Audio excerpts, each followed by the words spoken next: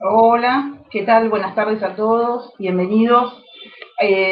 Muchas gracias por estar presente en este segundo webinar que estamos ofreciendo en el marco del ciclo de webinars de la Sociedad Latinoamericana de Acarología, abordando distintos tópicos. Hoy toca el turno de las enfermedades transmitidas por garrapatas, así que van a tener a dos referentes latinoamericanos, uno chileno y uno uruguayo, que le van a contar muchas cosas sobre enfermedades de garrapatas, pero lo voy a dejar a Fernando que después los presente. Antes de empezar, quisiera agradecer mucho esa viñeta hermosa que les presentamos, que fue realizada por Peterson Demite, Luis Ricardo Demite y la doctora Denise Navia, con colaboraciones en fotografía de varias personas que me gustaría mencionarlas, ¿sí?, por su generosidad en aportarnos las fotos, como por ejemplo Taciano Moreira González, de UNESP de San José de dos Campos, Brasil, Tiago Martins, de Susans, Brasil, Pamela Murillo, de la Universidad de Costa Rica, Luis de Castro, de la UNESP de San José de Río Preto, Brasil, a Fabio Acasi Hernández, de la Universidad Federal de Santa Catarina, Brasil, ¿a quién más tenemos acá? A Ana Cavalcante, de Brasil, a Susana Iglesias, del Centro de Investigaciones en Abejas Sociales de la Universidad de Mar del Plata, Argentina, y al doctor Ronaldo Ochoa, del USDA de Estados Unidos. Así que, bueno, muchas gracias. No quería dejar de mencionar los aportes. Así que ahora sí, sin perder más tiempo, les doy lugar al doctor Fernando de Castro Jacinavicius, que es el coordinador de este webinar. Perdón, y van a tener acá la colaboración de la doctora Diana Rueda Ramírez, que nos va a ayudar con las preguntas. Así que, bueno, buenas tardes para ustedes. Boa tarde a todos. Então, é um prazer participar deste segundo webinar. E como a Marisa disse, então hoje nós daremos continuidade então, ao ciclo de palestras, né, oferecidas pela Sociedade Latino-Americana de Acarologia. E nós teremos para ministrar o assunto que será doenças transmitidas por carrapatos. Nós temos dois ilustres pesquisadores, que é o Dr. Sebastião Munhoz Leal, da Universidade de Concepción, no Chile, e o Dr. José Manuel Wenzel, da Universidade de la República, no Uruguai. Então eu gostaria também de agradecer aos palestrantes, né, que aceitaram o convite e também vão contribuir com este evento. E durante as apresentações, os ouvintes eles podem deixar as perguntas no chat, que ao final das duas aulas, eu juntamente com a Diana, iremos mediar a sessão de perguntas. Então, o nosso primeiro palestrante é o Dr. Sebastião Munhoz. Vou adicioná-lo. Boa tarde, Sebastião. Boa tarde, buenas tardes. La charla va a ser en español, Fernando. Perfeito. Eu vou fazer uma breve apresentação, então, do Dr. Sebastião. Então, o Dr. Sebastião, ele tem como principais áreas de investigação o estudo taxonômico dos gêneros Argas de Ornitodorus, e também ele faz estudos relacionados com espiroquetas do grupo das borrélias, associado a esses carrapatos. Além disso, também ele estuda a diversidade de bactérias e outros agentes zoonóticos transmitidos por esses vetores, né? O Dr. Sebastião ele se formou em 2013 como médico veterinário pela Faculdade de Ciências Veterinárias da Universidade de Concepción, no Chile, e concluiu seu doutorado em 2017 pela Faculdade de Medicina Veterinária e Zootecnia da Universidade de São Paulo, no Brasil. Então, atualmente, ele é docente no Departamento de Patologia e Medicina Preventiva da Faculdade de Ciências Veterinárias da Universidade de Concepción, e ele contribuiu já com mais de 66 artigos científicos em revistas nacionais e internacionais, descreveu 4 espécies de carrapatos e uma espécie de bactéria do gênero Borrelia. Ele ganhou também alguns prêmios de 2006 a 2011, prêmios de excelência acadêmica pela Universidade de Concepción, E também, em 2018, ele, junto com outros colaboradores, ganharam o primeiro lugar na categoria Ácaro Visual Latino-Americana durante o terceiro Congresso Latino-Americano de Acarologia, que ocorreu em Pirenópolis, no Brasil. Então, depois dessa breve apresentação, eu passo a palavra para o Dr. Sebastião, que irá ministrar, então, as aulas de argazídeos e borrélias. Então, eu desejo a todos uma boa aula. Bueno, gracias Fernando por la presentación. Y bueno, vamos a lo que nos reúne ahora, que, bueno, la presentación, lo que les quiero presentar, espero en una media hora, va a tratar sobre garrapatas blandas y borrelias en América del Sur, ¿sí? Que es lo que hemos venido desarrollando como hace unos 4 años para dar énfasis en este grupo de artrópodos hematófagos y su rol como vector de borrelias, que son bacterias espiroquetas y que son transmitidas por estos artrópodos.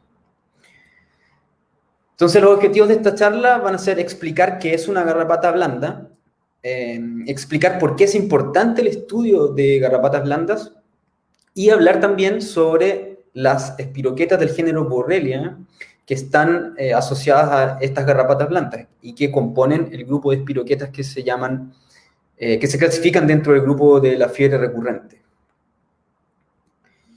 Entonces las garrapatas, bueno, aquí la mayoría, todos ya lo sabemos, pero nunca está de más recalcarlo. Son ácaros hematófagos obligatorios, ¿sí? Son ácaros de gran tamaño y que parasitan a todas las clases de vertebrados, con excepción de peces. Con esto incluimos a todos los vertebrados terrestres, ya sea voladores o no voladores. Las garrapatas albergan microorganismos virales, bacterianos, protozoos y algunos nemátodos también. Y son importantes porque algunas especies son vectores de enfermedades que son tan importantes tanto desde el punto de vista de medicina veterinaria como también en medicina humana. Pero ¿cuáles son las características morfológicas que separan a las garrapatas de los demás ácaros, aparte que sean ácaros de gran tamaño? Bueno, las garrapatas se separan de otros ácaros porque poseen la combinación de los siguientes caracteres.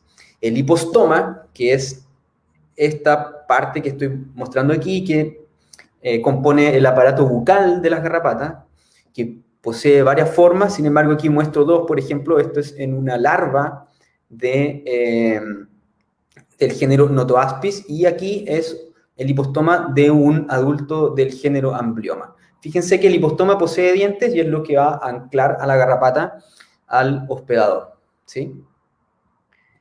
Además, todas las garrapatas poseen el órgano de Haller, que es una apertura en la porción terminal en el primer par de piernas, ¿sí? Y en su interior este órgano posee sensilas que son capaces de detectar el CO2 expelido por potenciales hospedadores. Desde un punto de vista taxonómico, las garrapatas se clasifican en 3 familias que existen actualmente y una posible 4ª familia fósil. Me refiero a las familias Ixodidae, o también denominadas como garrapatas duras, con alrededor de 726 especies. También tenemos a la familia Argaceae, que es de la cual vamos a hablar en esta presentación, que se compone de 220 especies. La familia Nutalielidae, que es una especie monotípica con una sola especie que se restringe al sur de África. Y por último, lo que les comentaba, existe una hipótesis que un hallazgo de una garrapata en ámbar colectado en Burma podría corresponder a una 4ª familia que estaría extinta y que la denominaron como Deinocritonide. Ahora que ya entendemos un poco más qué son las garrapatas, ahora entrar a explicar qué es una garrapata blanda, ¿sí? Pero para partir explicando lo que es una garrapata blanda, primero quizás es bueno tener un punto de referencia, ya que la mayoría de nosotros conoce mucho más a las garrapatas ixódidas o garrapatas duras, ¿sí? Entonces voy a ir haciendo una serie de comparaciones en el próximo slide para contrastar estas dos familias. En garrapatas duras, específicamente, esta es una hembra del género Amblyoma, podemos ver que poseen un escudo dorsal, que es esta estructura, muchas veces iridiscente en el género embrioma, poseen además un hipostoma proyectado anteriormente, que sería esta estructura, que es el aparato bucal, y una superficie corporal que en la mayoría de sus casos es lisa. En contraste, las garrapatas de la familia Ergacidae no poseen un escudo dorsal, poseen un hipostoma proyectado ventralmente y su superficie corporal es irregular y se compone de mamilas, que son estos puntos, que separan a estas otras estructuras que se llaman discos, que van a ser las inserciones musculares de los apéndices. A diferencia de garrapatas duras, donde el dimorfismo sexual muchas veces es marcado, en garrapatas blandas va a ser muy sutil. Y una de las únicas características que vamos a poder ver nosotros como una diferencia entre macho y hembra va a ser la diferencia en la conformación de la apertura genital, ¿sí? Fíjense que las hembras poseen esta estructura tipo una boca, de hecho, estos se llaman como labios, y el macho posee esta estructura en forma de semiluna. A diferencia también de garrapatas duras, las garrapatas blandas poseen varios estadios ninfales. En este ejemplo les pongo 4 estadios ninfales de la garrapata Ornithodoros atacamensis, que es una especie que parasita a lagartijas en el desierto de Atacama. Sin embargo, hay algunas que llegan, por ejemplo, hasta 7 estadios ninfales. Lo único que va a variar entre las ninfas va a ser su tamaño, porque entre ellas son todas muy parecidas, ¿sí?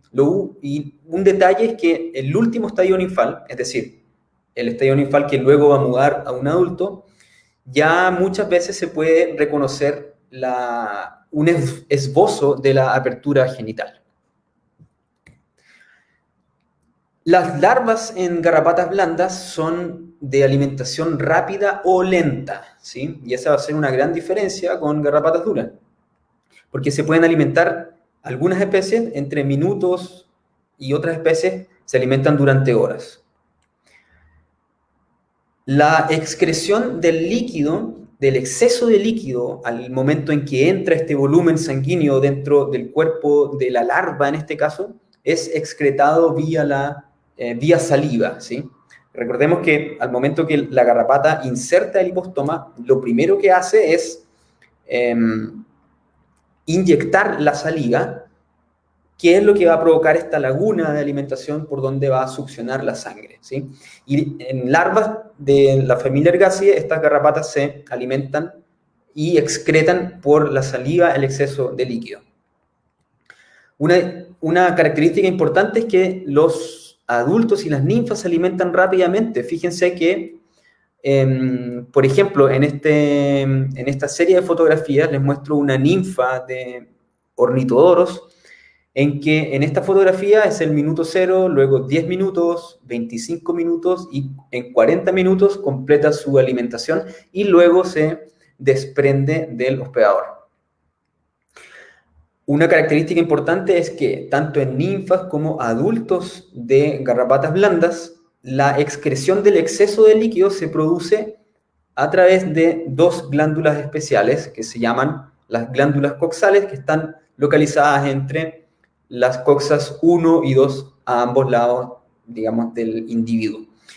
Y es por donde se va a excretar este exceso de líquido que puede ser excretado durante la alimentación o después de la alimentación. Las hembras se alimentan y depositan huevos varias veces. Esto es una gran diferencia también con garrapatas de la familia Ixodia, en que las hembras se alimentan, oviponen y luego mueren, ¿sí? Además, las garrapatas blandas son parásitos nidícolas, es decir, se refugian en cavernas, grietas, nidos, madrigueras, que son frecuentados por sus hospedadores. En esta fotografía, por ejemplo, estas son Ornithodoros fonsecae, que se están refugiando en las grietas de una caverna, esperando a los murciélagos. Y además pueden permanecer sin alimentarse por años. Y esto va a ser una característica importante y que las hace relativamente fáciles de criar en laboratorio, ¿sí? En el laboratorio, las garrapatas blandas las podemos mantener fácilmente en tubos de vidrio, por ejemplo, con arena que de preferencia tiene que ser autoclavada para evitar la proliferación de hongos o bacterias. Y si se fijan ustedes, es tan simple como taparlas con un algodón, ¿sí? Luego las podemos mantener en una estufa a 25 grados Celsius y con una humedad de 80%. Y fíjense que hemos criado varias especies de garrapatas. ¿Y por qué es importante criarlas? Porque muchas de ellas pueden poner huevos y podemos obtener las larvas que no van a estar alimentadas, es decir, larvas que apenas ecloden, nosotros vamos a poder examinarlas. ¿Y por qué es tan importante examinar las larvas? Porque son las larvas que muchas veces van a tener caracteres de importancia taxonómica para separar especies y también para darnos cuenta si es que nos estamos enfrentando a una especie nueva, ¿sí?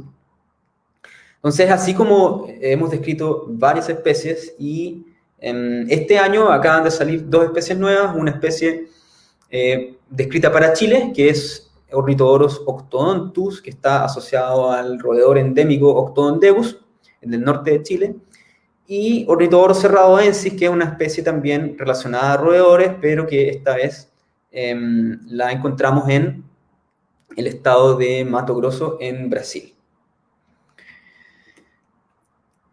Los esquemas de clasificación taxonómico en garrapatas blandas son inestables actualmente. Existen 5 propuestas. Aquí yo les muestro 4, que son el esquema ruso propuesto por Filipova y Pospelova-Strom, el esquema cladístico basado principalmente en separación de larvas en base a caracteres morfológicos, el esquema francés, planteado por Kamikaze y Morel, y luego está lo que dice la clasificación de Clifford y Hochstrahl, que es la que nosotros actualmente utilizamos, ¿sí? Y que divide a la familia en 2 subfamilias, la familia Argacinae, con un género, que sería el género Argas, y la familia Ornithodorinae, en 4 géneros, donde tendríamos Antricula, Notoaspis, Ornithodorus y Otobius. Sin embargo, hace poco, el grupo de Ben Mans, un investigador de África del Sur, consiguieron secuenciar genomas mitocondriales de varias especies y de varios representantes por géneros y plantean una nueva clasificación en que Argacinae esta vez estaría compuesto por Argas, Ogadenus, Secretargas, Prognecalia y Albionasus, y Ornithodoridae estaría compuesto por Ornithodorus, Otobius, Carius y Chiropterargas. En mi opinión personal, a medida que nosotros vayamos teniendo más conocimiento en cuanto a genomas mitocondriales, sobre todo de especies críticas que son necesarias de identificar desde el punto de vista genético, como por ejemplo la especie tipo del género Alectorobius, es que en ese momento vamos a tener un entendimiento de qué es lo que sucede, por ejemplo, con garrapatas de la familia Argaceae en el Neotrópico. ¿Por qué? Porque Alectorobius es uno de los subgéneros considerados hoy día, que es uno de los más abundantes en América del Sur y en Latinoamérica. Quiero continuar mostrándoles algunos ejemplos, y para esto tengo un video donde demuestro algunas especies in situ, ¿sí? Estos son videos de las colectas que hemos hecho. Esto es en el norte de Chile, en una isla poblada de pingüinos y aves marinas, donde alrededor de los nidos podemos encontrar varias especies, como Ornithodorus spheniscus, Ornithodorus amblus, que van a estar asociadas principalmente a estas aves coloniales, y Ornithodorus capensis. Y esto lo vamos a encontrar en todo el litoral pacífico de América del Sur y también hacia el norte. Esto es en el norte de Chile, donde específicamente estábamos buscando un Argas que parasita a aves marinas y que es una especie diurna y que rápidamente se acerca a sus hospedadores cuando percibe el CO2. Siguiendo hacia el norte, estos son colectas que hicimos con José Ensal y Tiago Fernández Martins. En el 2017 encontramos los adultos, por ejemplo, de Ornithodorus microlophi. Estos aún no han sido descritos y están esperando, en conjunto con una cantidad de otras garrapatas, de ser analizadas, pero a veces no nos da el tiempo. También estuvimos en UTCO junto con José y Tiago colectando en búsqueda de una garrapata que sabíamos que estaba en esta localidad y que habían relatos de picaduras en humanos, ¿sí? Estoy hablando de ornitodoros furcosos. Esta garrapata estamos esperando también para redescribirla, ¿sí? Esto es en Uruguay, también en conjunto con José Benzal, en la localidad tipo de Ornitodoros rioplatensis. Si se fijan dónde habita esta garrapata, habitan entre medio de las rocas y esperan a los hospedadores, que en este caso se tratan de reptiles y algunos mamíferos. Esto es en el Pantanal brasileño, específicamente en el estado de Mato Grosso del Sur. Y les muestro esta parte para que vean ustedes algunos métodos de colecta, como por ejemplo el uso de hielo seco. Nosotros sabemos que las garrapatas responden frente al estímulo de CO2, y luego, si nosotros usamos esta trampa con hielo seco, hay varias especies que se acercan rápidamente, como por ejemplo Ornithodoros rostratus, que es una garrapata que está acostumbrada adaptada a parasitar mamíferos en Pantanal.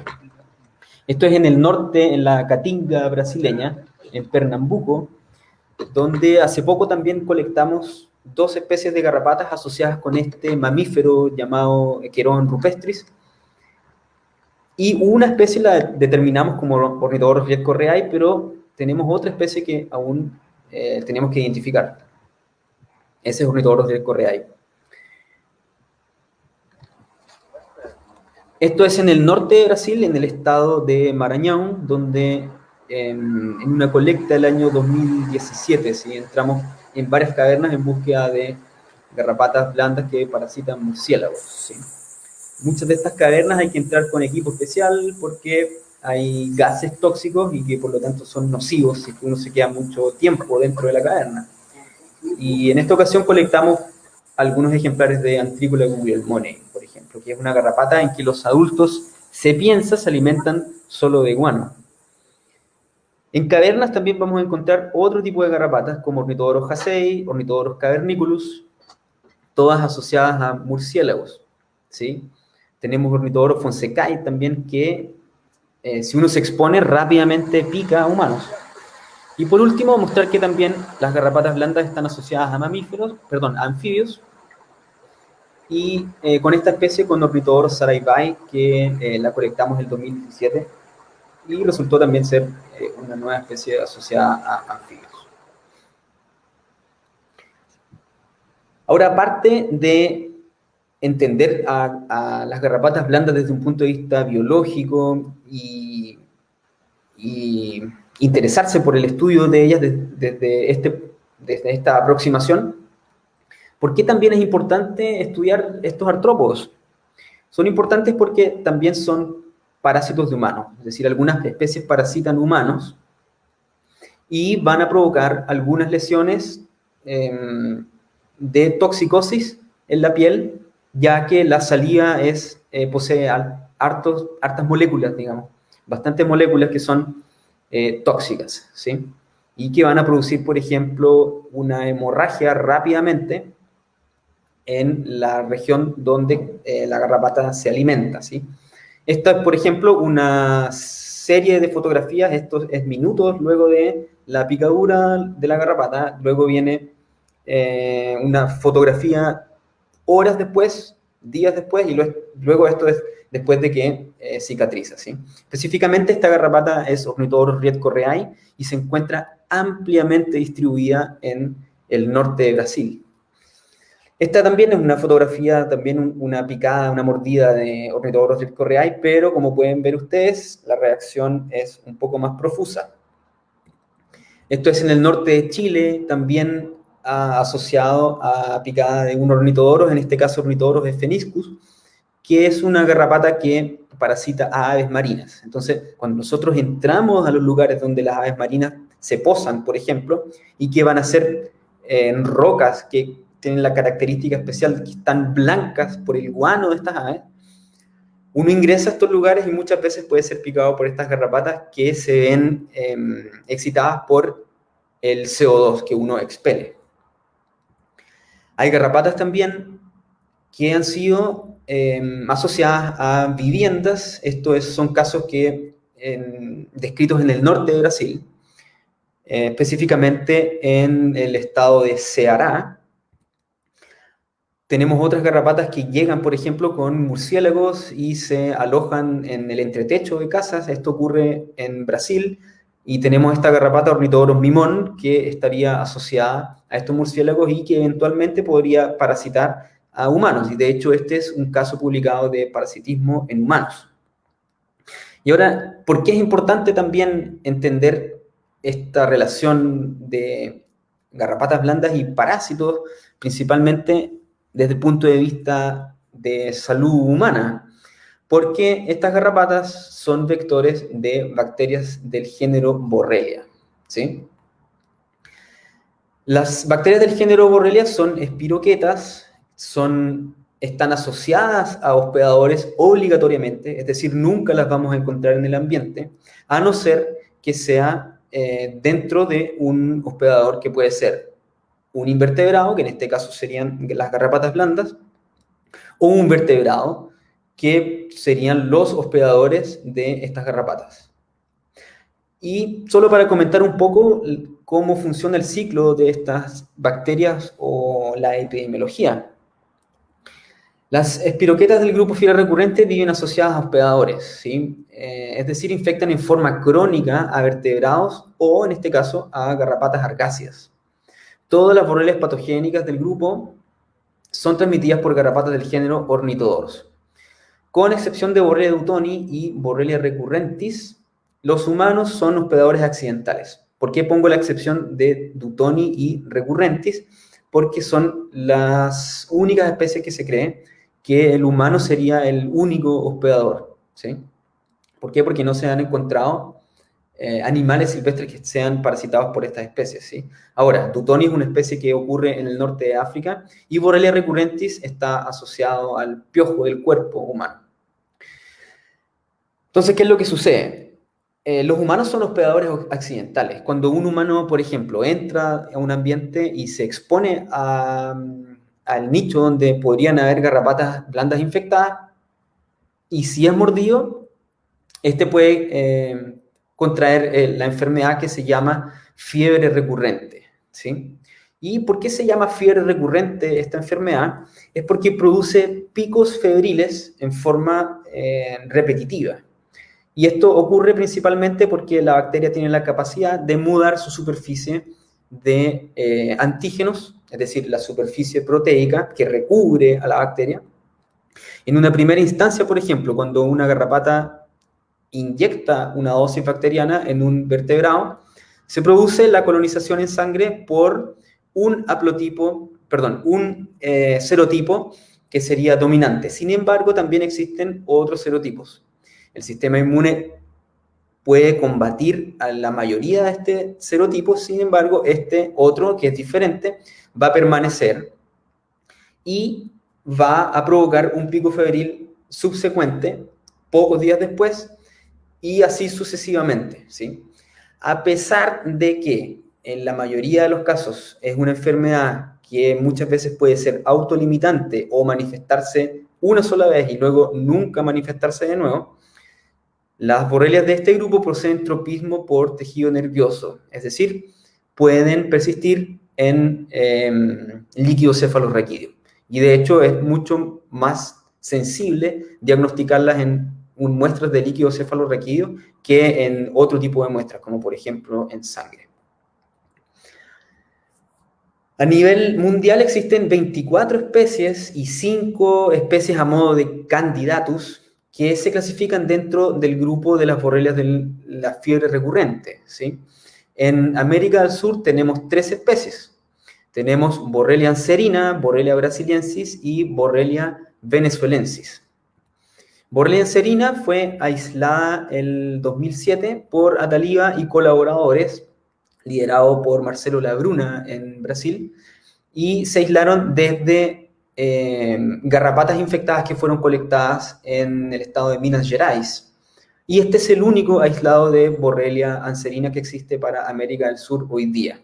Recalcando que la enfermedad en aves es muchas veces mortal y que su prevalencia es relativamente baja. ¿Por qué? Porque, por ejemplo, en producción masiva, en avícolas, por ejemplo, se hacen tratamientos para ectoparásitos, lo cual ha eliminado esta garrapata. Sin embargo, aún prevalece en criaciones de traspatio. Tenemos también Borrelia venezuelensis, que fue solamente vista una vez por el investigador norteamericano Gordon Davis en el año 1952. A Davis le llega una serie de garrapatas y él ya estaba acostumbrado a trabajar con Borrelia. ¿Y qué es lo que hace? Alimenta estas garrapatas en roedores para ver si es que las garrapatas transmitían alguna bacteria. Y luego, a partir de una ninfa que lo alimenta en un ratón, puede visualizar esto que está en esta fotografía, que es el único registro que existe hoy día de la supuesta Borrelia brasiliensis.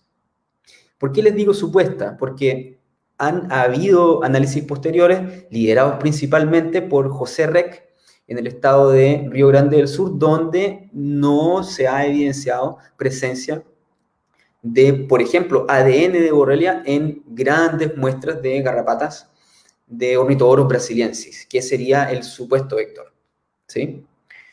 Por último, tenemos a Borrelia venezuelensis, y es en esta especie de Borrelia en la que me voy a extender un poco más. ¿Por qué? Porque esta especie sí ha sido determinada como patógeno humano. La primera vez que fue vista esta Borrelia fue en 1906 en Colombia, específicamente en las minas de Esmeralda en Muso, donde mineros presentaban episodios febriles y que se desconocía la causa, ¿sí? Entonces el doctor Roberto Franco, un médico colombiano, reconoce esta enfermedad, posiblemente podría ser fiebre recurrente, y él hace extendidos sanguíneos en pacientes febriles, y estos extendidos revelan la presencia de espiroquetas, ¿sí? En Muso se diagnostican entonces en el año 1906, y luego esta enfermedad también es diagnosticada en la región de Táchira en 1918 en Venezuela por el doctor Pino Pou, quien también reconoce casos de fiebre recurrente, ¿sí? Entonces, ¿qué es lo que hacen estos médicos? Buscando llegar a un diagnóstico más específico, envían un cargamento, digamos, un par de especímenes infectados con Borrelia, un par de garrapatas me refiero, infectados con Borrelia, a el doctor Émile Brundt en Francia, en París. Émile Brundt pertenecía a la Academia de Medicina de París y tenía experiencia en el estudio de espiroquetas en el norte de África. Y él determina que estas garrapatas corresponderían a una especie que él denomina como Ornithoborus venezuelensis. Hoy día sabemos que se trata de Ornithoborus rudis. Y consigue aislar una Borrelia que él la denomina como Treponema venezuelensis, y hoy día sabemos que se llama Borrelia venezuelensis, ¿sí? Sin embargo, estos aislados hoy día no existen. En 1927, el entomólogo Lawrence Dunn, que trabajaba en una misión médica en el Canal de Panamá, en la construcción del Canal de Panamá, sabe de casos de fiebre recurrente en Colombia, organiza una expedición y luego encuentra una serie de otros lugares donde supuestamente estaría distribuido el vector Ornithoborus rudis, y habrían casos también en humanos. Por último, lo último que se ha hecho en base al estudio de esta garrapata, Ornithoborus rudis, que es el vector de Borrelia venezuelensis, fue la descripción de la larva en 1965. Después de esto, el estudio de las borrelias del grupo fiebre recurrente en América del Sur existe un vacío hasta el año 1994, donde un grupo de investigadores italianos colecta muestras de suero de indígenas y de población no indígena en Bolivia, y se dan cuenta que existe una prevalencia de anticuerpos anti-Borrelia turicate y Borrelia parkeri, que son dos borrelias del grupo fiebre recurrente, ¿sí? Y que fueron cedidas para hacer este estudio. ¿Qué es lo que es interesante de esto? Es que de a poco nos vamos dando cuenta que sí existe, por ejemplo, cero reactividad frente a borrelias de este grupo. Es decir, existe la posibilidad de que sean transmitidas y nosotros no sepamos. Luego vienen detecciones moleculares, ¿sí? En varios países, por ejemplo, esta detección molecular de una borrelia asociada a un ornitodoros en Bolivia, en el departamento de Cochabamba. En el norte de Chile también hemos detectado ADN de borrelia en Ornithodorus spheniscus, que es una garrapata asociada al pingüino de Humboldt. En Chile, nuevamente, también específicamente en la Reserva Nacional Río Los Cipreses, colectamos larvas de una garrapata cercana a Ornithodorus atacamensis, que también tenía ADN de Borrelia, cercana a Borrelia johnsoni, y esto lo interesante es que esta Borrelia johnsoni fue descrita asociada a una garrapata que parasita a murciélagos, pero en Norteamérica. Entonces, de a poco, a medida que vamos estudiando este grupo de espiroquetas en América del Sur, nos vamos dando cuenta de las relaciones evolutivas que podrían tener con el grupo hermano que está asociado a garrapatas en América del Norte. Y aquí me quiero detener un poco para comentar qué es lo que encontramos el año 2017 en una colecta que hicimos específicamente en la localidad de Hiashong, en Maranhão, ¿sí? Nosotros fuimos a colectar garrapatas en cavernas y teníamos que movernos entre una caverna y otra, y en ese trayecto encontramos unas palmeras antiguas que tenían unos nidos antiguos. Entonces dijimos, bueno, garrapatas blandas son nidícolas, veamos si es que estos nidos tienen alguna garrapata. Bueno, como ven ustedes, ahí derribamos creo que es en español, y encontramos estos especímenes. En su momento no sabíamos qué es lo que era. Entonces, colectamos todo y lo llevamos al laboratorio. Fíjense que aquí está el nido en desuso de un ave.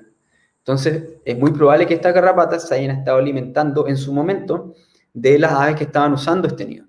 Bueno, llevamos estas garrapatas al laboratorio, las identificamos tanto por morfología de larvas como por morfología de adultos, y fíjense que se parecen mucho a lo que Brumpt había descrito como Ornithodorus ruiz en el año 1921, ¿sí?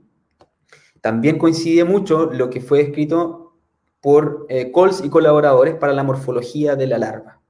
Entonces, en ese momento nosotros dijimos, bueno, tenemos entonces el vector de Borrelia venezuelensis, veamos si es que podemos extraer alguna Borrelia de esto, o alguna espiroqueta, si es que tenemos suerte. Alimentamos las garrapatas en roedores y luego colectamos sangre diariamente hasta ver si es que podíamos visualizar algo utilizando microscopía de campo oscuro. Es así como se ve el campo oscuro utilizando este microscopio. Y fíjense que al sexto día vimos estas bacterias en sangre, que eran las espiroquetas. Entonces, después de que conseguimos visualizar estas espiroquetas en sangre, tomamos una muestra sanguínea e intentamos hacer un aislado y conseguimos caracterizar 3 genes con la sorpresa que Borrelia venezuelensis es un organismo muy próximo genéticamente con Borrelia turicate, que es una borrelia patógena para humanos transmitido por Ornithodorus turicatae en América del Norte, ¿sí? Entonces, esta fue la primera caracterización genética que tuvimos de esta especie importante en cuanto a fiebre recurrente en América Latina.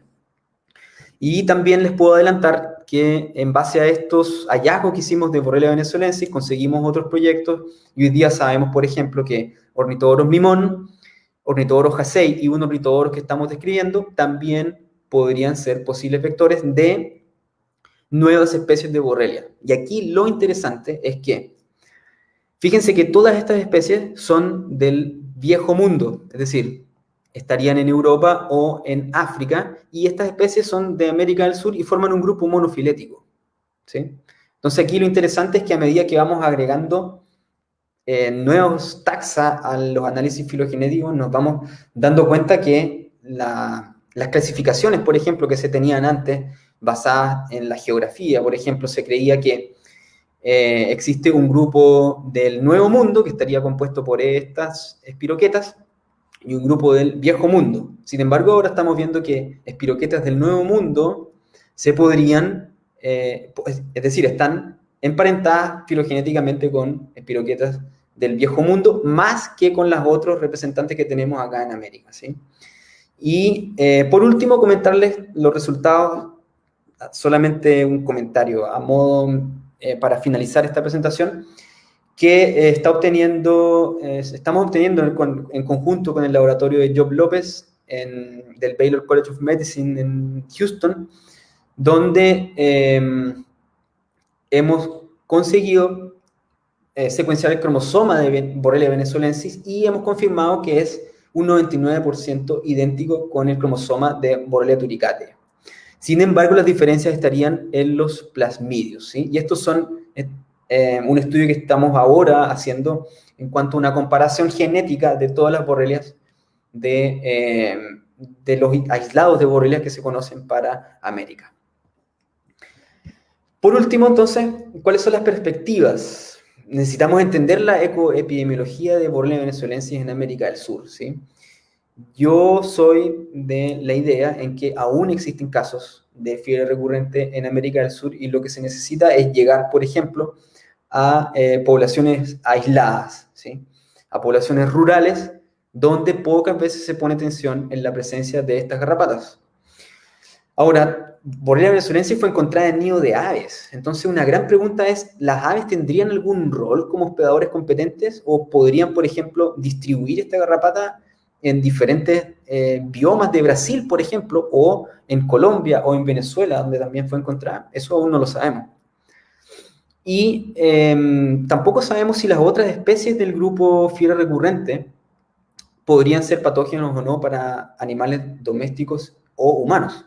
¿Y qué es lo que necesitamos entonces? Necesitamos aislar. Y es en eso en lo que las futuras propuestas de investigación se van a enfocar, ¿sí? En aislar borrelias de este grupo.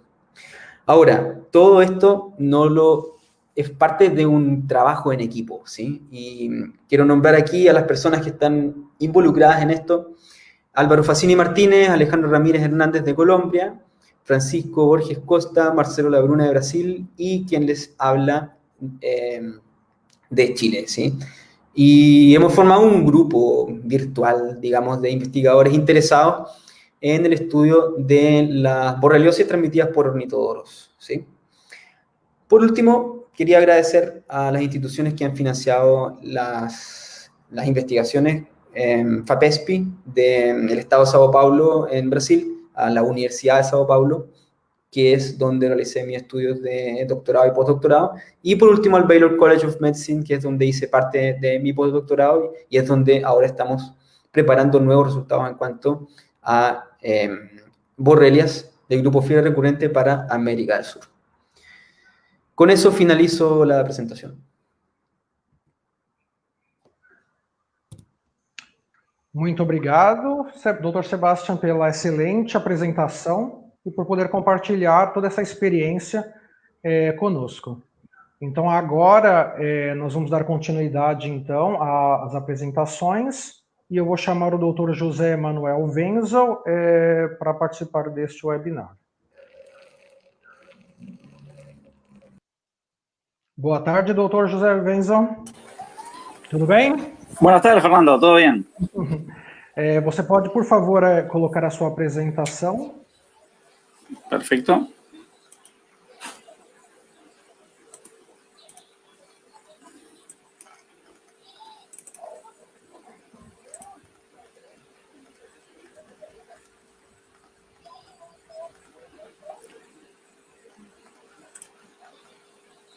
Ahí se ve, Fernando.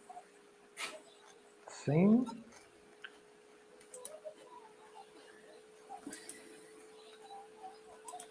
Bom, enquanto isso, eu vou apresentar... Aí? Perfeito, perfeito. Todos conseguem... ¿Está viendo la presentación? Sim, sim. Somente essa barra pequena aqui, coloque, por favor, ocultar. Ocultar. ¿Ocultar? Perfeito, perfeito. Então, eu vou apresentar brevemente o professor. Bom, então, o doutor José Manuel Wenzel, ele tem como as principais áreas de investigação sistemática de carrapatos e epidemiologia de enfermidades transmitidas. E também ele trabalha com ectoparasitos, tanto ácaro quanto insecta, de animais domésticos e selvagens. O Dr. Wenzel ele se formou em 2002 em Medicina e Tecnologia Veterinária pela Faculdade de Veterinária da Universidade de la República, no Uruguai. E em 2008 ele concluiu o doutorado pela Universidade de Zaragoza, na Espanha. Atualmente ele é coordenador de conteúdo do Laboratório de Vetores e Enfermidades Transmitidas, também da Universidade de la República, e é professor agregado com dedicação total. Ele tem mais de 150 artigos científicos em revistas científicas nacionais e internacionais, e também participou na confecção de livros e também de capítulos de livros. Atualmente é investigador ativo, nível 2, na área de agrária, do Sistema Nacional de Investigadores e da Agência Nacional de Investigações e Inovação. Ele descreveu 19 espécies de carrapatos e também um tremátoda de gênio. Ele recebeu alguns prêmios. Em 2008, prêmio da Academia Nacional de Veterinária. No mesmo ano, também prêmio da Sociedade Argentina de Parasitologia Veterinária. Em 2011, ele recebeu um prêmio Scopus do Uruguai de 2011 para a área de ciência agrícola. Bom, então eu agradeço a participação do Dr. Wenzel e eu desejo uma boa aula a todos. Obrigado, Fernando. Bueno, muchas gracias a todos. Seguimos con los webinars de la Sociedad Latinoamericana de Acarología. Muchas gracias a todos los que asisten a esta presentación. Tras la brillante presentación de Sebastián, aparte que hizo a modo de introducción, yo voy directamente al grano, o sea que voy derecho a las enfermedades transmitidas por garrapatas, y como son muchas, básicamente lo que voy a hablar son sobre los problemas causados por el complejo Rhipicephalus sanguineus con respecto a la lichiosis canina. Después, en próximos webinars, vamos a hablar de otras enfermedades transmitidas por garrapatas. Justamente la garrapata que estamos mostrando aquí es una garrapata del complejo Rhipicephalus sanguineus, que es de la zona semiárida de España, y que actualmente se la denomina como turánicos, pero todos sabemos que no es turánicos porque hay un caos terrible en cuanto a lo que son este grupo de garrapatas y que pertenecen a este complejo, ¿no? Parte de este complejo. Ahora vamos a ir viendo.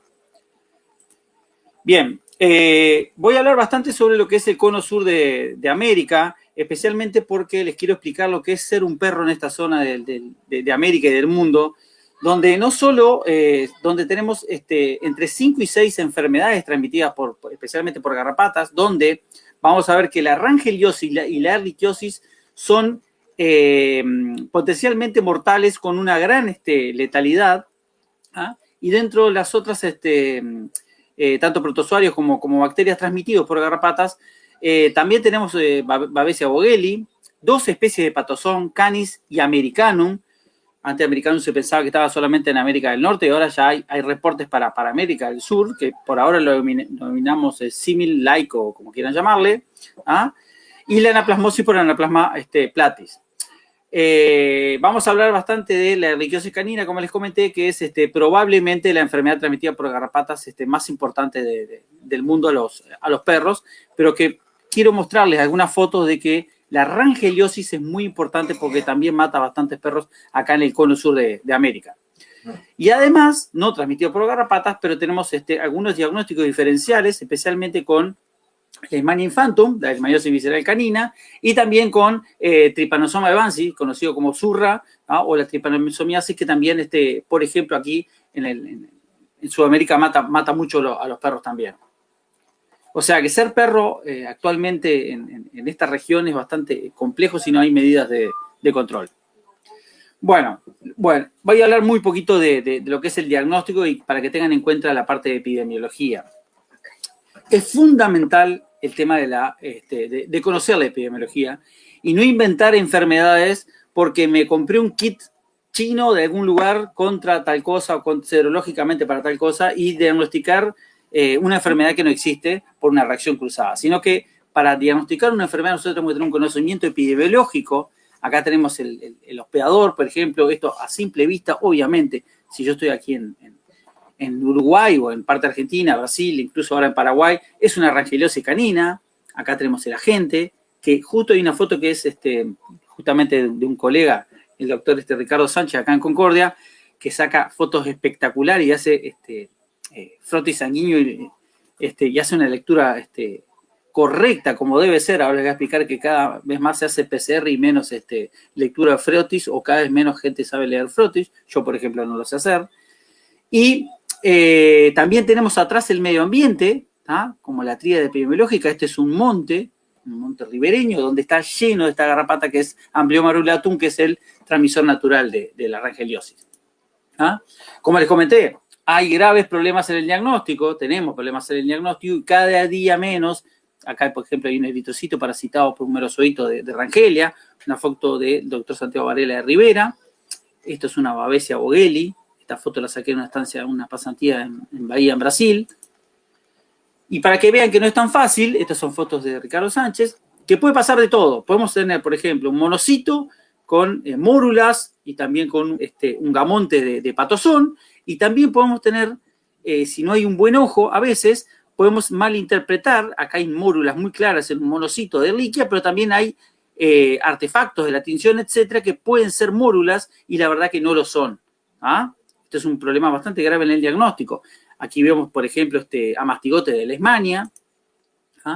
Y otra cosa que tenemos que también tener mucho cuidado es solicitar siempre el hemograma.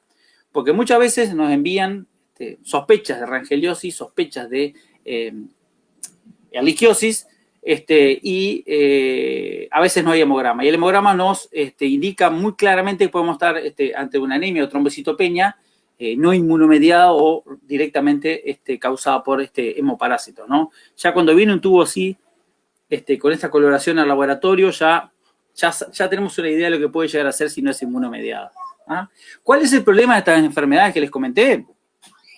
Que casi todas, salvo el sangrado profuso ese, rangeliosis y alguna cosita más, todas tienen signos o síntomas muy inespecíficos.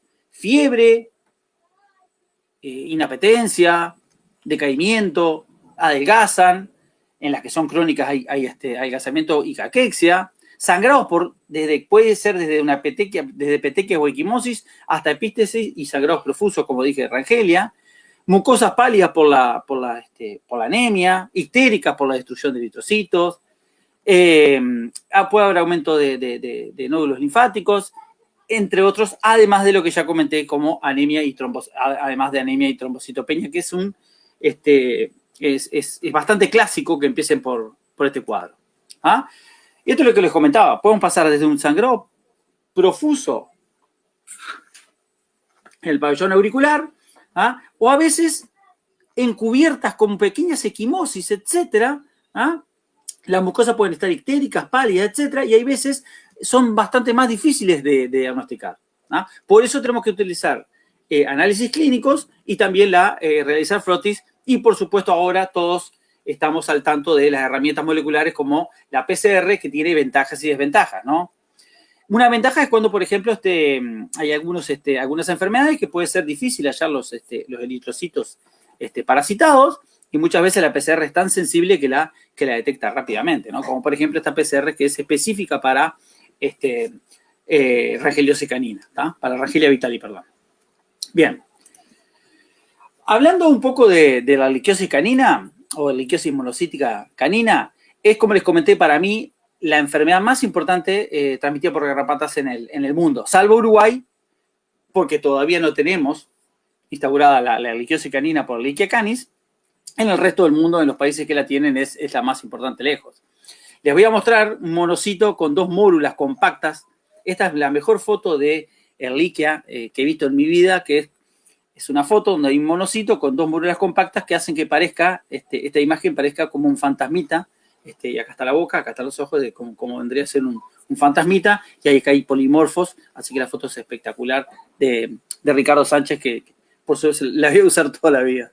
Bien, lo importante es que los vectores de la erlichiosis canina son el complejo Rhipicéphalo sanguineus propiamente dicho. Acá no hay que incluir Turanicus como les mostré en la primera foto, que tampoco se sabe si es turánico, pero el complejo Rhipicephalus sanguineus, tanto sensu lato como sensu stricto, están involucrados en la transmisión de Ehrlichia canis. Recuerden que la liquiosis canina es de transmisión transestadial, no transovárica. O sea, que de las garrapatas, cuando la hembra, la teleógena, pone los huevos, esos huevos no van a nacer infectados. La que se va a infectar va a ser recién la larva y las que van a tener potencial de transmisión son la ninfa y especialmente los adultos. Bien, no voy a empezar a hablar de ehrlichiosis canina. Lo que voy a hablar es un poco de epidemiología. ¿Por qué? Porque como les comenté, estas fotos son de Venezuela. Ahí está el link, para que vean que hay países donde es muy prevalente, especialmente países tropicales. ¿Por qué? Porque además se transmite muchísimo hay muchos ciclos, la garrapata cicla muchas, o sea, tiene condiciones ideales todo el año, y no se corta el ciclo, donde constantemente están con generaciones continuas. En el caso, por ejemplo, de la región subtropical o especialmente la templada, hay un problema bastante, la garrapata no le favorece todo el tiempo, entonces lo que sucede es que el ciclo se corta, especialmente en los meses de invierno. ¿Ah? Pero les quiero comentar que ahora, en esta época del año, en la región templada, bueno, nosotros ya somos casi subtropicales en el norte de Uruguay, hay una cantidad impresionante de garrapatas Rhipicephalus sanguineus sensu stricto, como no ha habido en otros años. O sea, este año es un año muy favorable para Rhipicephalus sanguineus. Como estuvimos comentando con el doctor Ricardo Sánchez de Concordia, van a aumentar los casos seguramente de ehrlichiosis canina en corto plazo. Bien, los síntomas. En la ehrlichiosis tenemos una fase aguda y una fase crónica, ¿no? En la fase aguda, como les dije, totalmente inespecífico, ¿no? Pasamos desde fiebre, inapetencia, empieza a perder peso, etcétera, ¿ah? Y empieza a tener problemas por los problemas en las plaquetas, ¿ah? Comienzan a haber sangrado, etcétera. ¿Ah? Si sobrevive esta etapa, pasa a una fase crónica donde hay todos los problemas que vimos anteriormente, comienza a quedar caquéctico el animal y empieza a tener distintos problemas que pueden ser desde problemas oculares, problemas articulares, etcétera, hasta la muerte. ¿Por qué les digo que es importante el diferencial? Porque en esta parte, por ejemplo, en América, tenemos que diferenciarla con leishmaniosis visceral canina y con la rangeliosis, especialmente por los problemas, por la trombocitopenia y el problema de sangrado que produce. ¿Ah? Bien, bueno, el complejo Rhipicephalus sanguineus viene del viejo, estas garrapatas vienen del viejo mundo, se la conocen como garrapata café, castaña, marrón del perro, ¿ah?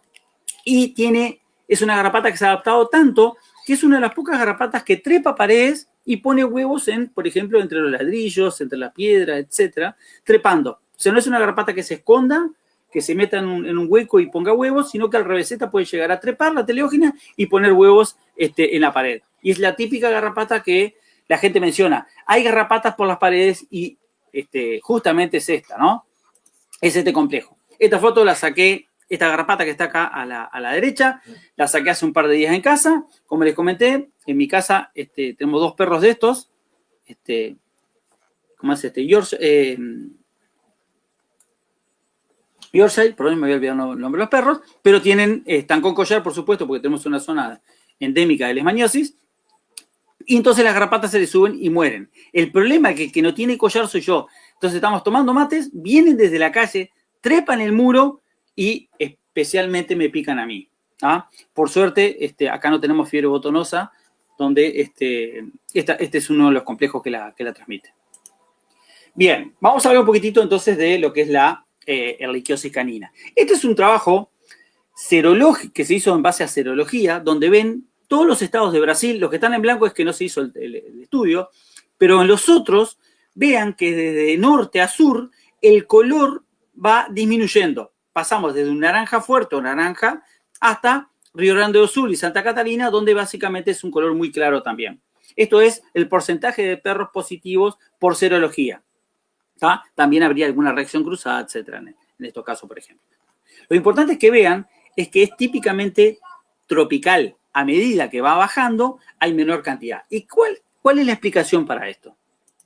Bien, la explicación es que en lo que es América, hay por lo menos 2 especies que pertenecen al complejo Ripicéfalos sanguíneos. ¿Ah? Antes se pensaba que era una sola. ¿Ah? Entonces, entre las sospechas que habían, a partir de 2005 se publicaron trabajos que involucraron garrapatas, poblaciones de Argentina y de Brasil. ¿Ah? Las de Argentina, o las de Argentina, Uruguay, parte de Chile y Brasil, van a ver que son más grandes que las tropicales. ¿Ah?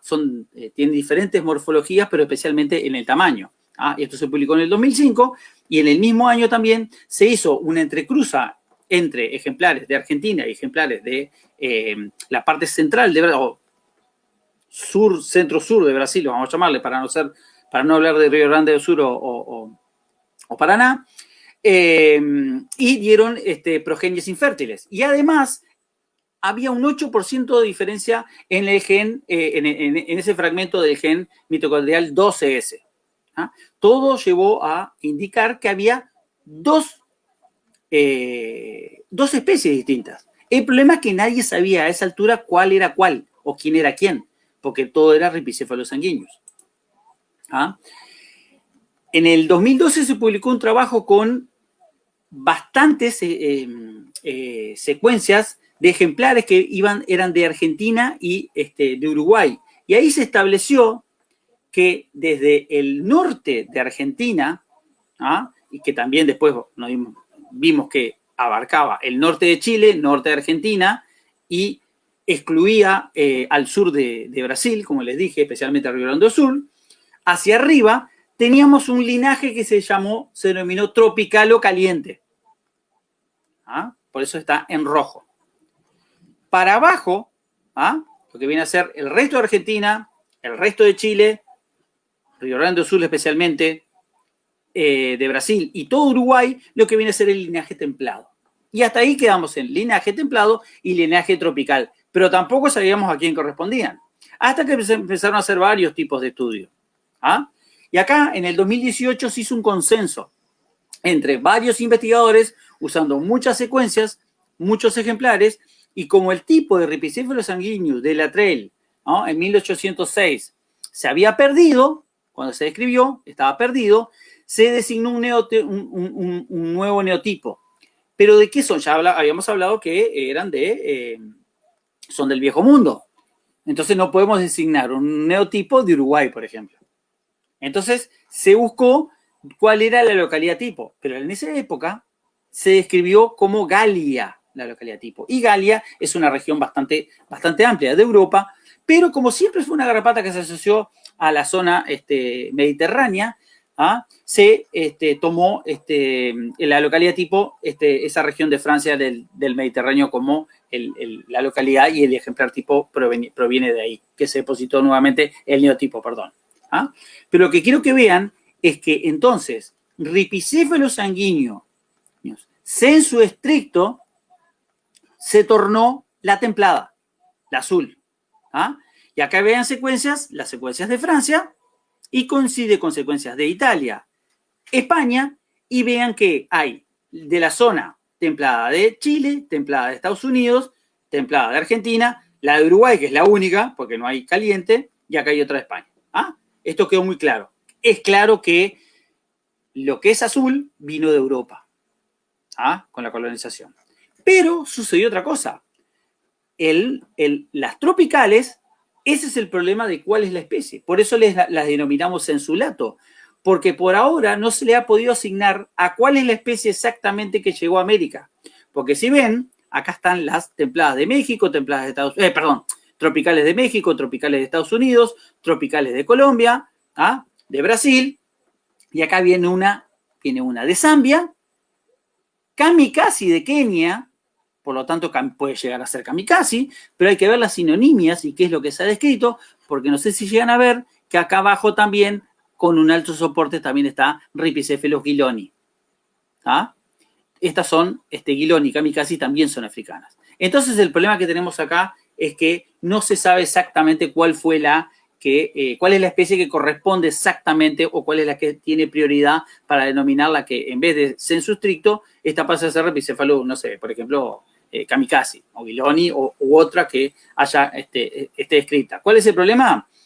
Que África no es un país, no es un continente que muchas veces sea fácil colectar. Ese es uno de los problemas. Pero básicamente, entonces, en América tenemos la que es la tropical, es sensulato, y la que es templada es Rhipicephalus sanguineus sensu stricto. Bueno, pero ¿por qué les hablo de esto?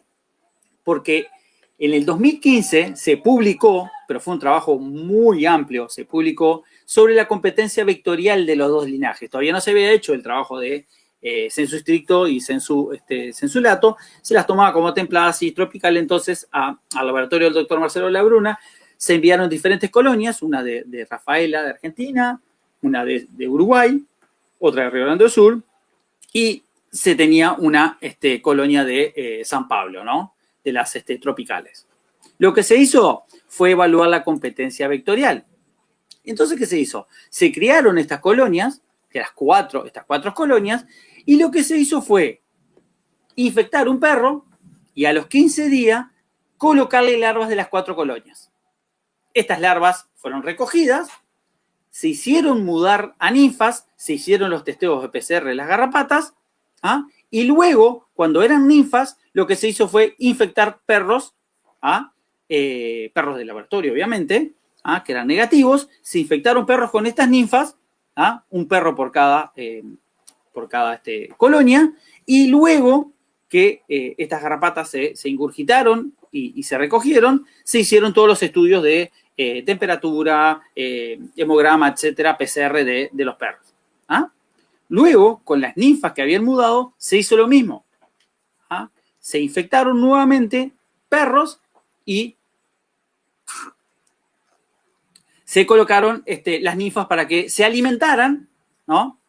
Estas ninfas se alimentaron, cayeron, a las ninfas se las hicieron mudar, y a los adultos se los testó por PCR para ver si estaban infectados o no.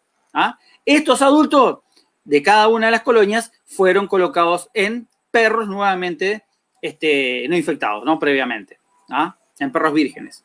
Y vean que el perro número 10 ya está marcado porque fue uno de los perros infectados con la colonia de San Pablo. El 11, el 12 y el 13 con las demás colonias.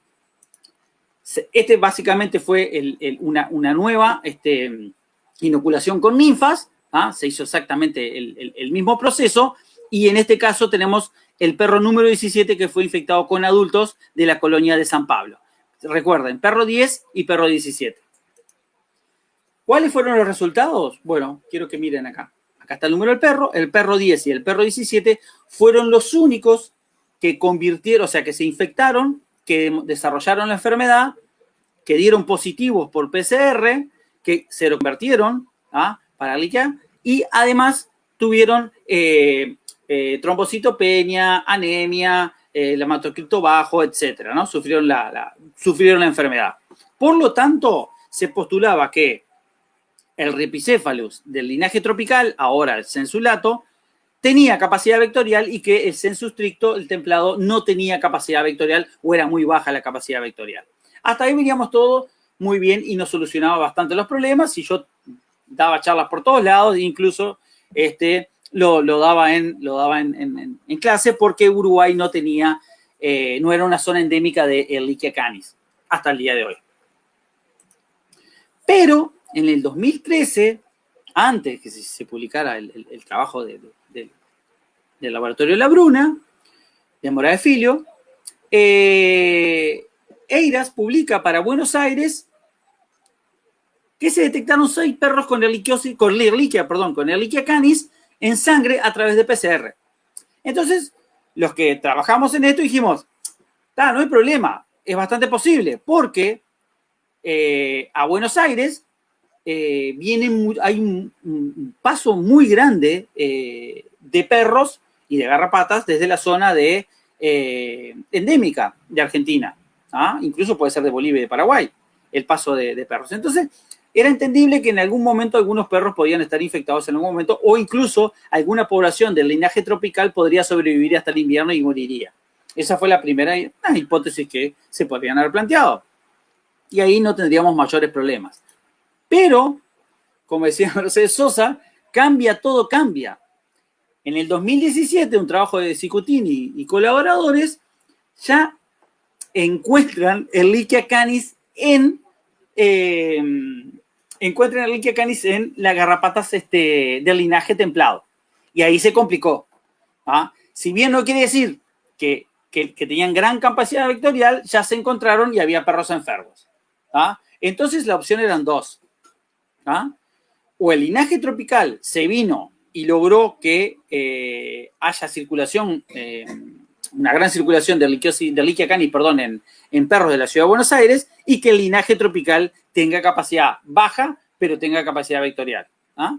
La otra opción también es que vengan muchos perros con Ehrlichia canis, portadores de Ehrlichia canis, y que se vayan infectando constantemente las garrapatas del linaje templado, o sea, censo estricto, vamos a llamarla ahora, y que de a poco vayan mejorando su capacidad vectorial. Hasta ahí estaba en Buenos Aires y por lo menos estaba. El problema que en varios puntos de Argentina se empezaron a encontrar casos clínicos de ehrlichiosis canina, y especialmente hay uno, este puntito rojo que está aquí es la ciudad de Concordia, al lado de la ciudad de Salto, que está por acá en Uruguay, y como hicimos una amistad con el doctor Ricardo Sánchez desde el punto de vista profesional, y después fuimos a comer un asado a la casa y todo, discutimos bastante, lástima que ahora estamos medios aislados, pero ya volveremos.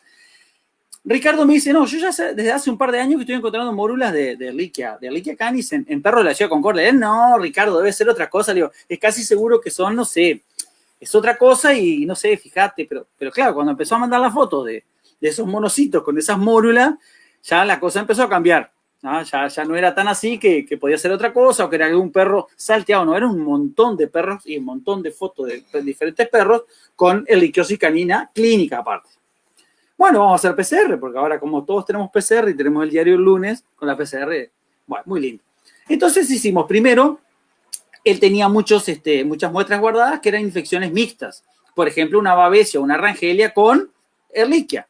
Entonces hicimos una PCR múltiplex que detecta tanto representantes de la familia Anaplasmataceae, acá abajo está un control positivo de Anaplasma marginale, y estas dos bandas que están abajo son positivo a familia Anaplasmataceae, puede ser Anaplasma o Ehrlichia, Anaplasma platis o Ehrlichia canis, vamos a llamarle para los perros, y en el caso de arriba, las bandas de arriba, pueden ser babesia o rangelia. ¿Ah? Hasta ahí veníamos todo bien. Entonces digo, no, vamos a hacer una cosa. Primero hicimos la PCR de Anaplasma platis, un 16S Anaplasma platis, pusimos algunas, no son justo de estas muestras, porque eran un montón, así que no se preocupen por los números, pero cuando hicimos todos los Anaplasma platis, dieron negativo y salió el control positivo, solo. Dieron todas negativas. Uy, esto... Bueno, vamos a hacer el DCB de Ehrlichia, que es específico. Miren, falló solo la 1103. Pusimos 2 controles positivos, acá está el control por las dudas, pero miren que los controles positivos salieron de la misma intensidad que todas las muestras, ¿ah? Donde había mórulas observadas. Por lo tanto, esto se publicó este año, está circulando en forma autóctona, vamos a llamarle, Ehrlichia canis en la ciudad de Concordia, en Entre Ríos. Hicimos un análisis de las garrapatas. Las garrapatas que encontramos eran poquitas, en ese momento eran negativas, pero eran de casos clínicos de perros, o sea, de la misma casa, y eran Rhipicephalus sanguineus sensu stricto. Por lo tanto, hay que seguir estudiando, ahora estamos medio cortados los estudios. Por lo tanto, al menos en Entre Ríos y probablemente en varias ciudades especialmente el litoral argentino, ahora se encontró también en Santa Fe, esté circulando la Ehrlichia canis transmitida no por el tropical, sino por el sensu stricto templado. ¿Ah? Eso es un cambio en el escenario, y es un escenario tan malo que así como ingresó Leishmania a Uruguay, probablemente también ingrese Ehrlichia canis con el linaje templado Rhipicephalus sensu stricto. ¿Ah? Esto es lo que les quería comentar. Esto en celeste. Sería probablemente el nuevo escenario que vamos a tener ahora. Tengo que correr en realidad este celestito para Uruguay porque en cualquier momento va a ingresar Ehrlichia canis o va a ingresar directamente la garrapata infectada. Es muy probable que entren perros infectados. Bueno, este es el perro, como les comenté, que tenemos nosotros. Todas esas garrapatas que me pican a mí, a los perros se les mueren porque tenemos extremadas las medidas de control contra la leishmania, y las medidas de control contra la leishmania también funcionan para el caso de ripicéfalos sanguíneos y, por lo tanto, para Ehrlichia canis. Yo lo que quiero comentar es que hay que comenzar a extremar las medidas de control de las garrapatas en perros, porque la verdad que, sinceramente, ser perro en esta región ahora actualmente, y especialmente ahora vamos a llamarle peor Concordia, que es alto, pero tenemos un montón de patógenos que son mortales. Y solamente con leishmania y con Ehrlichia canis ya los perros tienen bastante, ¿no? Bueno, esto traté de ser lo más rápido posible para no aburrirles, y estamos ya muchas gracias, y estamos abiertos a las preguntas.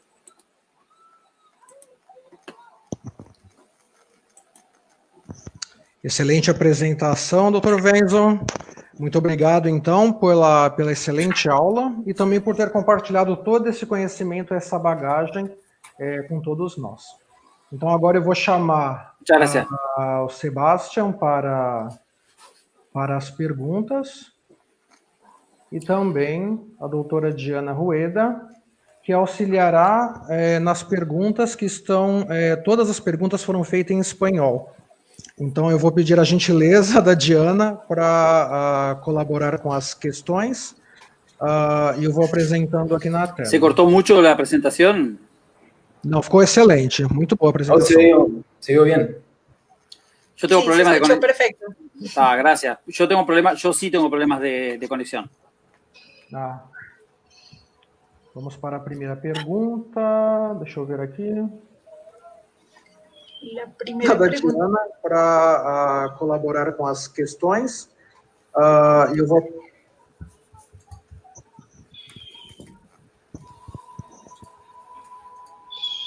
Bueno, está preguntando María Laura. Buenas tardes, ¿qué es lo que atrae a las garrapatas al hielo seco? ¿Es solo para las blandas que funciona? Esa es una pregunta para Sebastián. Se le hicieron. No, o sea, el hielo seco es utilizado como cebo también para atraer garrapata ixoide también, ya que ambas comparten este órgano que está en el tarso 1, que es el llamado órgano de Haller, ¿sí?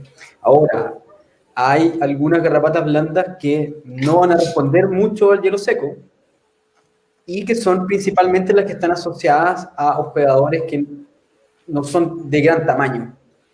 Las garrapatas blandas que responden mejor al hielo seco son las que están asociadas a grandes mamíferos, por ejemplo. Y es porque van a haber grandes cantidades de CO2 que van a ser expelidos por estos hospedadores.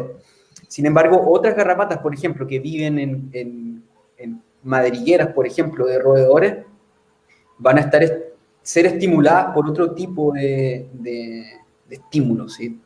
Por parte de sus hospedadores. Pero sí se puede usar tanto para garrapatas duras como para garrapatas blandas. Listo, perfecto. Y bueno, yo aprovecho aquí y pregunto, ¿les caen otros tipos de organismos en estas trampas o solamente...? Mira, en el lugar específicamente donde colectamos, y es lo que salía en el video, solamente cayeron ornitodoros rostratus, ¿sí? Y alguna que otra larva y ninfa de Sculptum, de Amplioma sculptum, perdón. Sin embargo, es frecuente que en estas trampas también lleguen atraídos, por ejemplo, triatominios, o sea, vinchucas, o ¿cómo le dicen en otra parte? No me acuerdo. Pero estamos hablando de los vectores de la enfermedad de Chagas. También es común. Creo que aquí le dicen pitos. Pitos. Creo. Sí. Pitos. Bueno, muchas gracias. Listos. Por ahí hay otra pregunta. Esta es un poco grande. Es una pregunta, bueno, la hace Ricardo Paredes. Es una pregunta respecto a los esquemas de clasificación. ¿Cuál es la justificación para seguir el esquema de Clifford y colaboradores 1964 y Husserl 1985 en lugar del esquema cladístico de Klompen y Oliver en 1993? siendo que este último es el que nos está reflejando las relaciones evolutivas de los sargácidos, incluso corroborado por el reciente trabajo de Mans y colaboradores en 2019. Esa también era para Sebastián, ¿no? Buena pregunta, Ricardo. Lo que nosotros hemos hecho es seguir con la clasificación que podríamos decir que es una clasificación arbitraria, lo que hicieron Clifford y Hookstrand, es porque estamos esperando la secuencia del tipo de Alectoroides. Y con esto me refiero a que tenemos que ir a Guatemala, a la localidad tipo, para definir qué es lo que es Alectoroides, ¿sí? Porque según Mans, por ejemplo, Alectoroides sería un subgénero de carios, ¿sí? Pero nosotros tenemos nuestras dudas con eso, de si realmente Alectoroides debería considerarse como un subgénero. Para mí Alectoroides debería ser un género. Entonces, por eso que existen estas controversias y van a ser resueltas a medida que vayamos teniendo secuencias de los especímenes tipo, ¿sí? Que fueron usados para la descripción de cada uno de los géneros.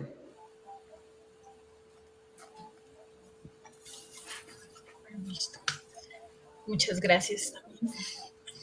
Y una última pregunta para Sebastián, es Adriana Troyo, que habla, consulta, ¿en el nido de aves existe la posibilidad de que haya algún roedor asociado o cercano? ¿Se podría descartar esa posibilidad para pensar en las aves? Yo supongo que para que las garrapatas que encuentren ahí estén asociadas más a roedores que a aves. Algo así. Sí, es una buena pregunta y es una pregunta que nos hemos hecho nosotros también. Y bueno, les adelanto, Ornithodoros rudis, los únicos registros que existen y que está publicado en una frase en el libro de Cullicols del 44, dice que también ha sido colectado en aves de corral, nada más.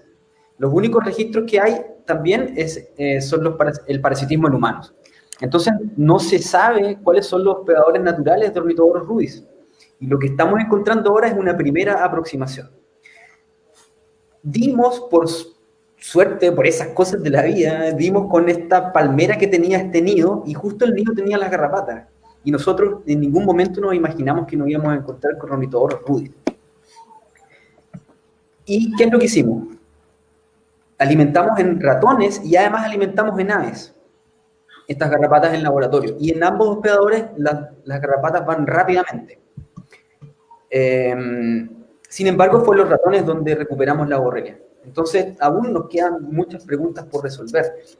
Yo creo que son mamíferos los que son hospedadores competentes para mantener las poblaciones de esta borrelia, y las aves son competentes, pero solamente para mantener poblaciones de la garrapata, ¿sí? Bueno, eso también tendríamos que probarlo y de ahí la importancia de continuar con experimentación en laboratorio, ¿sí? Por ejemplo, usando un modelo experimental con aves y hacer una infección experimental con Borrelia venezuelensis y ver si realmente las aves son hospedadores competentes o no. Y porque ya sabemos que roedores nativos sí son competentes, porque tuvimos la suerte de utilizar una especie nativa de Brasil para hacer el aislamiento de esta borrelia. Y lo otro que no hay que descartar es qué pasa con los murciélagos. Muchas veces estos nidos que están localizados en partes altas también pueden ser visitados por murciélagos que llegan a dormir, por ejemplo, pasan un día durmiendo ahí y luego siguen. Eventualmente también podrían ser parasitados. Entonces, estamos frente a una situación que es aún es solo el principio de cómo podemos enfrentar la ecoepidemiología de esta espiroqueta. Muchas gracias, muy interesante. Por ahí vi otra pregunta que estaba pero para Sebastián más adelante, pero no sé si vamos en orden. Perdón, de cómo van llegando. ¿En qué punto? Hay una de Adriana, de Felipe Rodríguez, que de hecho está en portugués. En português, só um momento. Sí, dice Sebastián, quais as perspectivas para as borrelias do grupo da febre recorrente no Brasil? É para responder em português ou em... Bom, vou responder em português, já que a pergunta foi feita em português. Perfeito. Bom, as perspectivas são positivas, né? Nós temos vários achados, tem alguns que já foram submetidos e estão aguardando a publicação, já estão aceitos. E eu já adianto que, além do Ornithodorus rudis, no norte do Brasil, tem outras espécies que também foram detectadas, por exemplo, parasitando humanos, que também estariam infectados com espécies de borrélias. Não sei se você lembra, uma das últimos slides que eu coloquei na apresentação, tem uma árvore filogenética onde eu mostrei um clado novo que corresponderia àquelas novas borrélias que eu estou te comentando. Mas, para mim, é uma doença que falta muita pesquisa, né? E é muito provável que no Brasil existam casos que seriam subdiagnosticados, principalmente porque essa doença a signologia clínica parece muito com malária, por exemplo, sim? E outras doenças que também causam uma febre aguda, sim? Mas, para mim, é uma doença que sim tem uma prevalência, só que a gente teria que estudar, né? E a importância é isolar aquelas borrélias e também fazer estudos seroepidemiológicos. Muito obrigada.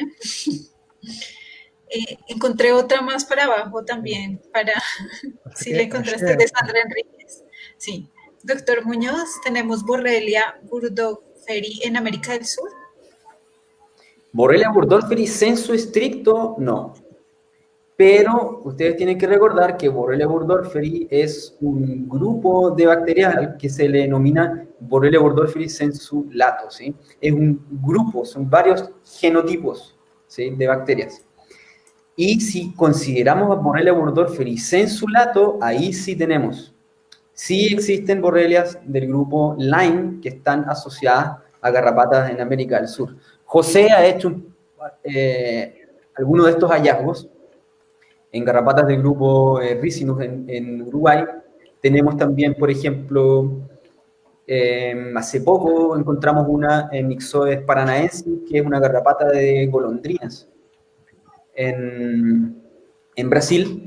Y yo les aseguro que si se sigue buscando, vamos a encontrar más borrelias del grupo Lyme. Ahora, si es que existe enfermedad de Lyme en América del Sur, la evidencia es que no existe, ¿sí?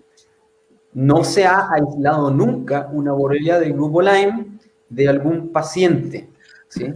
Y tampoco tenemos la ecoepidemiología del vector, ¿sí?, si lo comparamos con lo que ocurre en el hemisferio norte. Entonces, y de ahí lo importante, por ejemplo, de estudiar este otro grupo de borrelias que sí tenemos aislados y que sí sabemos que ocurren en garrapatas que parasitan humanos. ¿Por qué?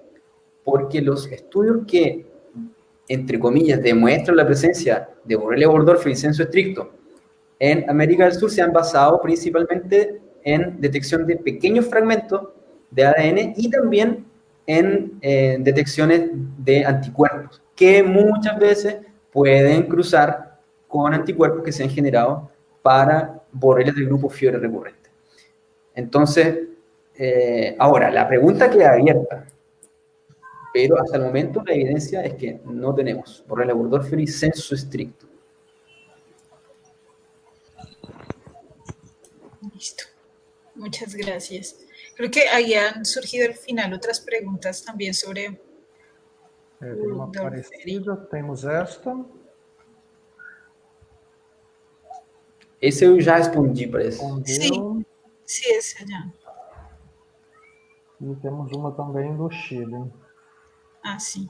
Borrelia burgdorferi en Chile. Bueno, en Chile hay una borrelia súper interesante que es la Borrelia chilensis, que está asociada a Ixodes tilesi, que es una garrapata que los inmaduros van en roedores y los adultos van en pudú, o también pueden ir en huemul. Y esta borrelia, desde el punto de vista filogenético forma un grupo basal al grupo dentro de Borrelia burgdorferi sensulato, ¿sí? Y desde ese punto de vista, el estudio de Borrelia burgdorferi sensulato en Chile es muy interesante porque al parecer forman un grupo endémico, ¿sí? Que estaría asociado también a garrapatas que son endémicas del cono sur de América del Sur, y eso sería la respuesta en que forman este clado, ¿sí? Ahora, si existe enfermedad de Lyme en Chile, no hay evidencia, ¿sí? Entonces, volviendo una vez más a que se requieren aislar, por ejemplo, la borrelia el caso de sospechar de pacientes, ¿sí? Sí, hay muchas especies de ixodes, por ejemplo, que sí albergan especies de borrelia, ¿sí? Lo que pasa es que falta aislar. Y cuando empecemos a aislar, vamos a empezar a conocer la diversidad que tenemos en Chile y en otros países también de América del Sur. Muchas gracias. Se me ha olvidado decir, pero hay muchas felicitaciones, que muy buenas las presentaciones, las palestras. Ya empezamos con las de José, ¿cierto? Perfeito. Bien, gracias. Gracias. Temos uma. Hay una de Alexis Guzmán. Cantún. Dice, bueno, hay excelentes presentaciones y muy enriquecedora por los aspectos filogenéticos y ecobiológicos. Soy médico tropicalista, parasitólogo, entomólogo. Trabajamos en poblaciones selváticas muy distantes y en otros ámbitos. Con frecuencia tenemos capturas de garrapatas, ixódidos, parasitando animales silvestres, domésticos y humanos principalmente. Nos interesa definir los aspectos taxonómicos y además evaluar los aspectos relacionados a la transmisión de bacterias, sobre todo en de Lyme y parásitos, Babesia. Identificamos el primer caso en Bolivia de babesiosis y no llegamos a definir la especie. Nos interesa establecer nexos de colaboración. Será más como un comentario que se quieren poner en contacto con ustedes. Entonces, no sé si pusieron el email en las presentaciones para que... A mí se me corta un poco la comunicación, pero yo no puedo ver en el chat a quién se refiere porque no me sale los usuarios, pero bien. Lo primero que hay que hacer es hacer morfología. Hay que hacer cursos de capacitación y hay que hacer morfología, taxonomía en base a morfología de garrapatas, tanto duras como blandas. Hace tiempo que estamos por ir a Bolivia, ¿no, Sebastián? Y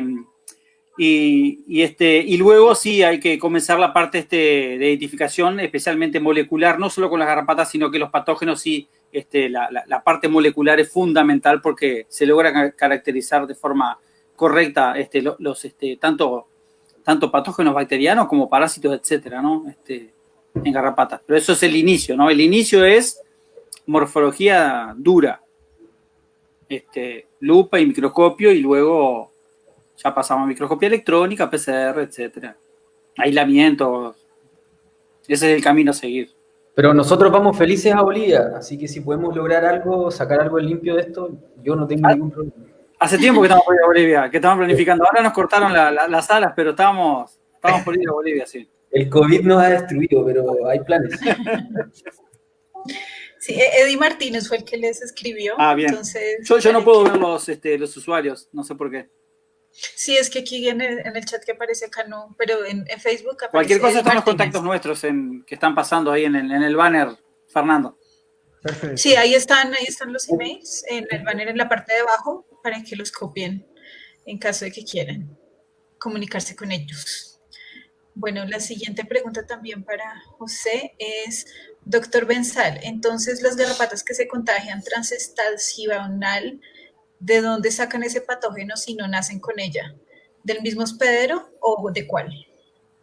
Claro, esto es al igual que Borrelia y al igual que en el caso de Leishmania, hay un reservorio. Los vectores se tienen que infectar del reservorio, ¿no? O el animal que está con una bacteriemia o sea lo que sea. En este caso, las larvas tienen que obligatoriamente picar o la ninfa, tienen que picar a un animal, a un vertebrado, en este caso tiene que ser el perro, con la líquida canis circulando para infectarse y mudar, y luego que muda sí tiene la capacidad de transmitirlo. Lo mismo pasa con Borrelia. O sea, estamos hablando de reservorios. En este caso el perro. Si no llega un perro infectado a una población de garrapatas, no hay enfermedad. Por eso hablé mucho de la epidemiología al principio.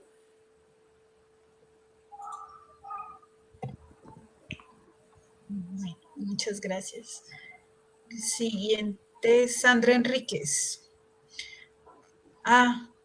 No, ese era, bueno, ahí nos estaban preguntando si estaban disponibles las presentaciones, que ojalá sea posible, pues esta transmisión va a quedar disponible para ustedes ahí en Facebook, entonces la pueden volver a ver cuando deseen. La siguiente es de Sandra Enríquez, no sé si la ves, es para el doctor Benzal. El comportamiento de subir a las paredes es similar en las dos, es decir, Ripicephalus sanguineus sensulato y Ripicephalus sanguineus sensu stricto. Sí, Sandra, ¿qué tal? Sí, yo la vivo, la sensu stricto la vivo en carne propia. Acá está el tarrito lleno de miren, todo lo que hay adentro colectado en 2 o 3 días acá en las paredes de casa. Y también he visto el comportamiento en Brasil, el mismo comportamiento en Brasil, trepan las paredes, sí, y mudan en las paredes, o sea, ponen huevos, todo, las dos. Sí, yo he visto fotos ahí tepadas en las paredes, en los sofás, en varios lugares. Aquí yo donde vivo no es fácil porque estamos a muchos metros sobre el nivel del mar, entonces no es común ver garrapatas.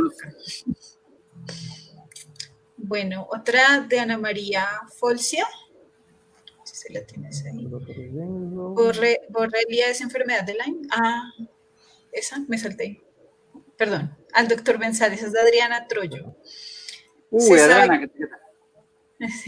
Se sabe qué es lo que mantiene a Ripicephalus sanguineus sensu lato, linaje tropical, y a Ripicephalus sanguineus sensu stricto separados geográficamente. ¿A qué nivel exactamente es que afectan las condiciones ambientales? ¿Qué tal, Adriana? La verdad, no. Sospechamos la temperatura. Hay un área de solapamiento en el norte de Argentina. Se sabe que hay un área de solapamiento. Esas líneas que yo presenté, en realidad son ficticias, porque son ondulaciones. Y está totalmente todo dado por no se saben exactamente las condiciones, pero probablemente la temperatura influye bastante en que una no prospere en un lugar y la otra no. La humedad, la temperatura, etcétera. Pero exactamente no lo tenemos estudiado. Recuerden que recién hace poco establecimos que una es sensu stricto y ahora va a haber que buscar exactamente cuál es la otra. El problema es que, como les comenté, hay que ir a África, hay que ir al origen y no es fácil. Y si vamos a usar secuencias colgadas en el GenBank, saben que no funciona muy bien, porque cualquiera sube cualquier cosa, entonces hay que ir y cerciorarse de que lo que está colgado como Guiloni o como Kamikaze o como lo que sea, esté bien clasificado. Y de ahí la importancia de la morfología. Claro. Sí, cualquiera cuelga lo que quiere en GenBank, entonces es un peligro.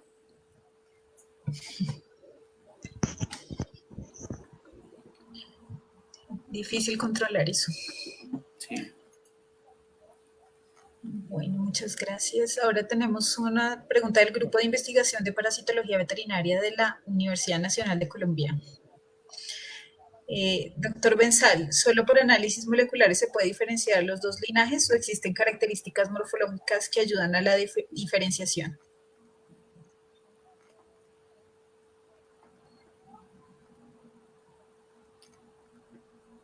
Se colgó, a mí se me colgó un poquito la... Sí, ¿no alcanzaste a escuchar? No, pero la veo, la estoy leyendo, ahora sí. Bien, bueno, ¿qué tal? Buenas tardes. Bueno, lo que les puedo decir es que si agarramos una población contra la otra, las garrapatas tropicales son más pequeñas que las templadas. Eso es a gran escala. El problema es que tenemos solapamientos de medidas. Entonces, lamentablemente, si queremos estar seguros, tenemos que por lo menos secuenciar el 16S mitocondrial, por lo menos. ¿Ah? Igualmente, nunca encontramos, salvo en la zona de interferencia, nunca encontramos una tropical en el sur o una templada en el norte, o sea, nadie. ¿Ah? El problema en diferenciarlas está en la zona que se tocan las distribuciones, ahí. Y por supuesto deben de hibridizar, pero como se ha visto, las poblaciones no dan progenie fértil a la segunda generación, ¿no? Perdón.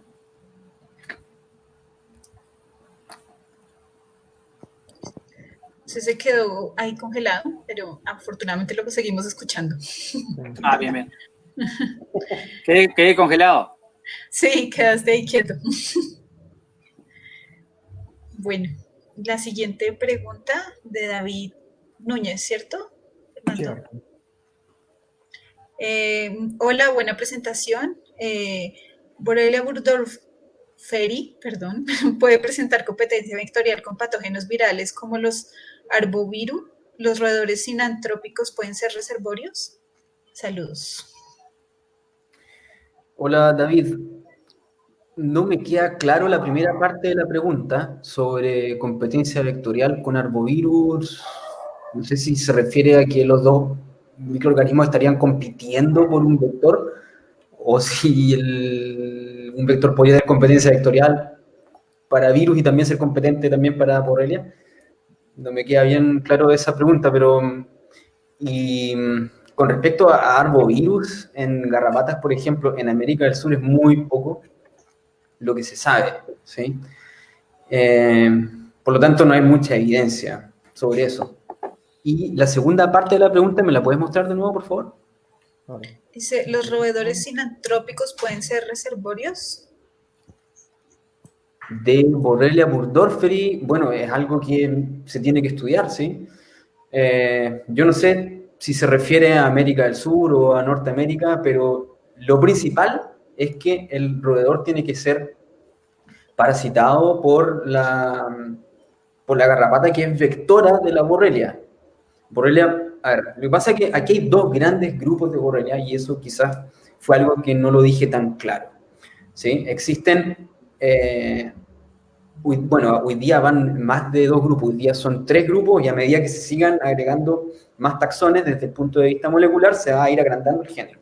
Y de hecho existe una disputa en cuanto a dividir el género Borrelia en Borreliella para Borrelia burgdorferi sensulato y Borrelia para las borrelias del grupo fiebre recurrente, ¿sí?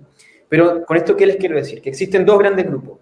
Hoy día hablamos sobre el grupo fiebre recurrente, que está asociada a garrapatas blandas, pero ojo que principalmente asociada a garrapatas blandas, y luego está el grupo Lyme o el grupo Borrelia burgdorferi sensulato, que está asociado principalmente a garrapatas género Ixodes, ¿sí? Entonces, roedores sinantrópicos, yo desconozco si es que en algún momento podrían actuar como reservorios de esta bacteria, pero sí hay roedores silvestres que actúan, entonces las probabilidades no pueden ser descartadas. Muchas gracias. Ahora Ana Busi nos pregunta que si también trabajan con Rickettsia en garrapatas blandas y si es así, ¿qué han encontrado? Hola Ana, Rickettsia en garrapatas blandas es un tema interesante desde el punto de vista evolutivo o desde el punto de vista biológico, si así lo quieres poner, porque las garrapatas de la familia Ergacidae no son vectores de Rickettsia que sean, por ejemplo, de importancia en salud humana, ¿sí? Se ha demostrado que pueden mantener una infección por Rickettsia y incluso hay un paper que demuestra, un paper antiguo, que demuestra que sí podría transmitir Rickettsia, Rickettsii, Ornithoborus parkeri, si no me equivoco. Esto es en Estados Unidos, estudios que se hicieron antes de los años 50, ¿sí? Pero las Rickettsias que se encuentran asociadas a garrapatas blandas, en su mayoría, se postula que serían endosimbiontes, ¿sí? ¿Por qué? porque se encuentran en altas prevalencias. O sea, si nosotros, por ejemplo, colectamos lo que sabemos, por ejemplo, de Ornithodoros hasei, que es una garrapata que parasita el murciélago, si nosotros hacemos un PCR, por ejemplo, de 20 larvas, puede que las 20 larvas nos den positivo para Rickettsia, ¿sí? Hoy día sabemos que esa Rickettsia se trata de un linaje separado dentro del género y que se ha denominado como candidato Rickettsia wisemani. Y tenemos una serie de otras Rickettsia que se han ido encontrando en garrapatas blandas en todo el mundo, ¿sí? Una de estas, por ejemplo, es Rickettsia lusitaniae, que está en Ornithodoros erraticus, en Portugal, creo que es la publicación, y también está en Ornithodoros yumatensis, por ejemplo, que es una garrapata que está en Centroamérica. Tenemos a Rickettsia huxtrali, que se caracterizó de Ornithodoros capensis, también está en Unima physalis, por ejemplo.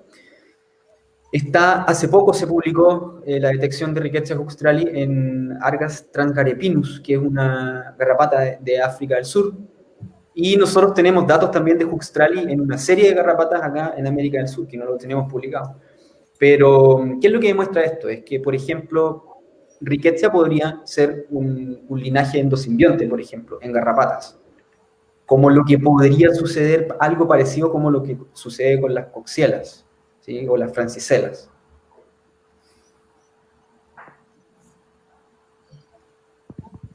Muy interesante. Bueno, muchas gracias. Solo creo que falta una pregunta de Cristina Gómez. ¿Qué se sabe del Caribe? Es una pregunta de pronto. Muy bonito. ¿Esa pregunta es para los dos? Hay de todo. Sí, no, el Caribe es una sopa y es muy interesante en ese sentido.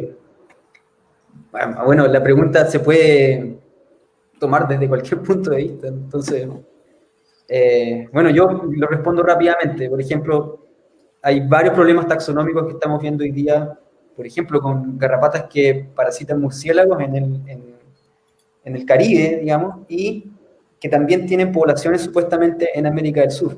Y estamos hoy día con dudas si es que realmente se tratan de dos especies o son especies que están separadas, ¿sí?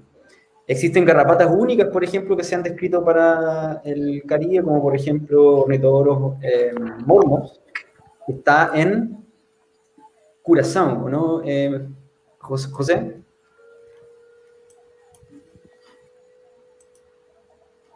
Creo que José se quedó pegado.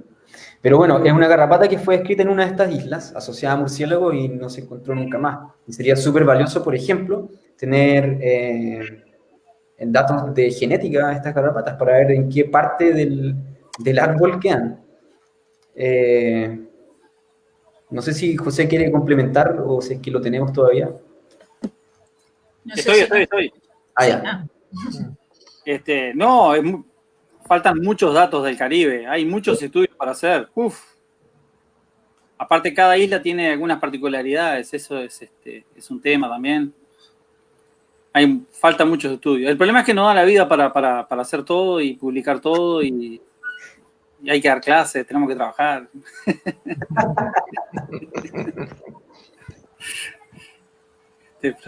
Ya iremos. Ya se pudiera ir por el mundo colectando. Bolivia primero, sí. Bolivia primero. Sí, pero esto nos sacó 1 año y medio. 1 año y medio nos quitó. De viajes, ¿no? Porque...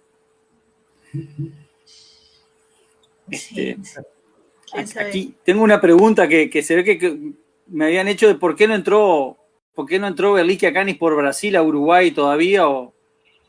Bueno, es porque Río Grande do Sul no tiene... Ahí está, esa misma. Es porque Río Grande do Sul básicamente no tiene zonas endémicas de Ehrlichiosis canina. Probablemente los perros vengan de más arriba infectados y no se han establecido poblaciones infectadas como lo que ha sucedido o como hemos detectado recientemente en Argentina. Mire que el tema de Argentina es bastante reciente, las infección de poblaciones. En Concordia tiene algunos años, no más de 4 años, 3, 4 años, según Ricardo Sánchez que me ha comentado. Y de Brasil, en Río Grande do Sul, no tengo conocimiento o al menos no está publicado.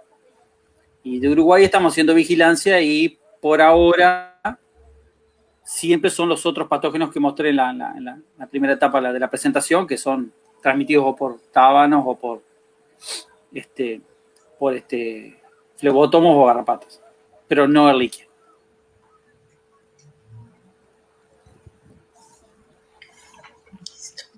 Y tenemos una última pregunta.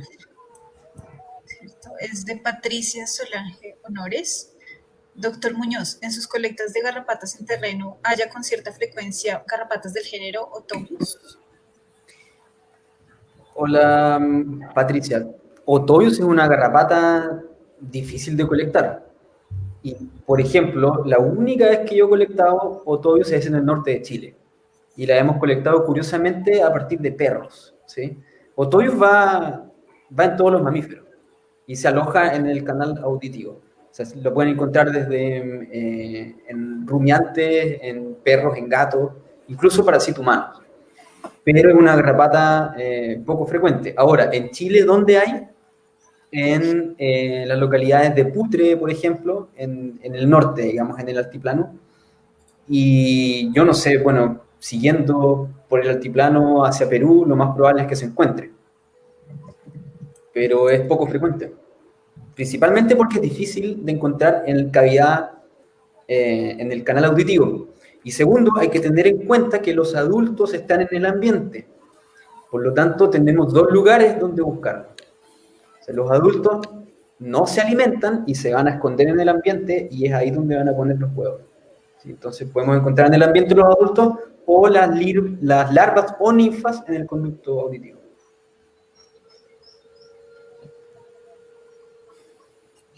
Muchas gracias. Y creo que ahora sí es la última pregunta. Es de Ana Azambulla. ¿Hay estudios de la presencia en perros de salto de Ehrlichia? Sí y no. Estudios hay, el problema son todos negativos. Ana, vienen los veterinarios muchas veces y me dicen, acá está la Ehrlichia del libro. Entonces yo le digo, si es Ehrlichia te pago el asado, como decimos aquí. Hasta ahora no pagué ningún asado, porque todos terminan siendo o una anemia trombocitopenia con sangrados, etcétera, por otra cosa, otra causa que no sea parasitaria, o termina siendo Rangelia, Anaplasma platis. Nunca detectamos Ehrlichia canis hasta el momento. Y a veces aparecen también con sospechas de frotis, con mórulas, y son artefactos de la tinción. Por eso. Nunca tuvimos en Salto y tampoco en todo el Uruguay, ni siquiera una ehrlichiosis exótica, hasta ahora.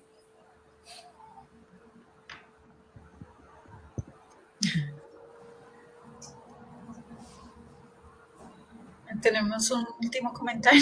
Creo que van surgiendo cosas siempre, pero igual, pues veamos este último si quieren. Es que estoy en deuda con Lee.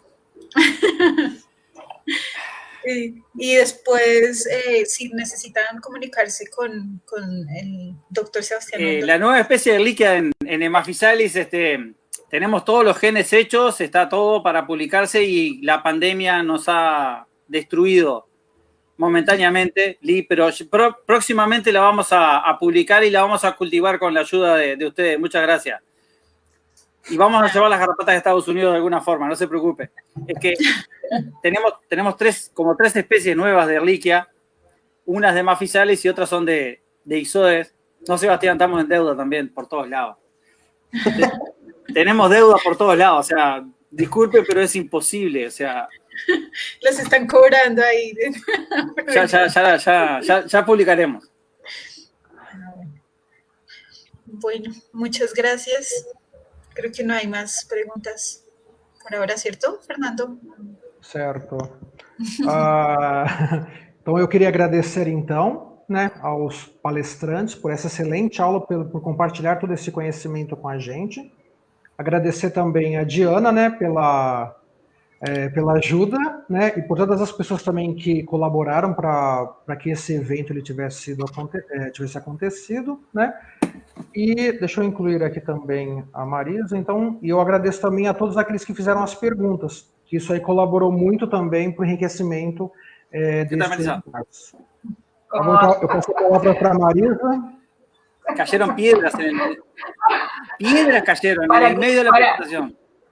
Para que la audiencia sepa, estábamos rezando para que no se le corte internet a José. Caían piedras de 1 centímetro en el techo de casa. Hay uno sufre acá. Increíble.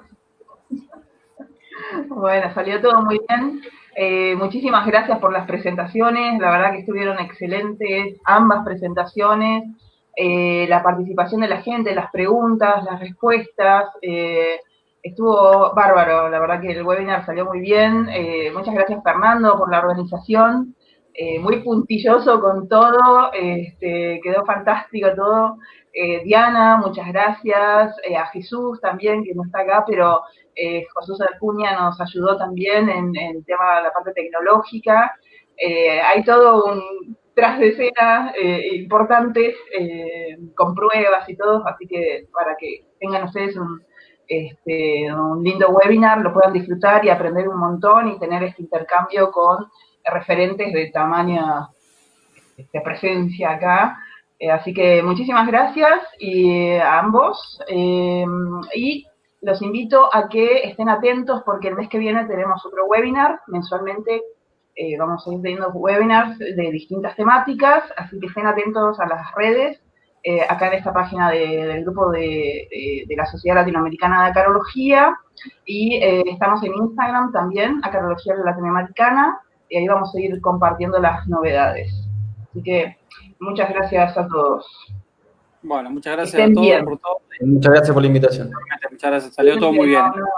Fernando, sí. El 27 coordinas tú de nuevo. Yo ya hice las invitaciones. El 27, Garrapatas 2. Fernando de nuevo, porque yo no puedo con esta tecnología. Pode contar, sim, pode contar comigo. Perfeito, então. Muchas gracias. Tchau, Bueno, tchau. muchas gracias. Ya terminé. Chao. Buen fin de semana. Gracias a Igualmente. todos. Chao, chao. Chao.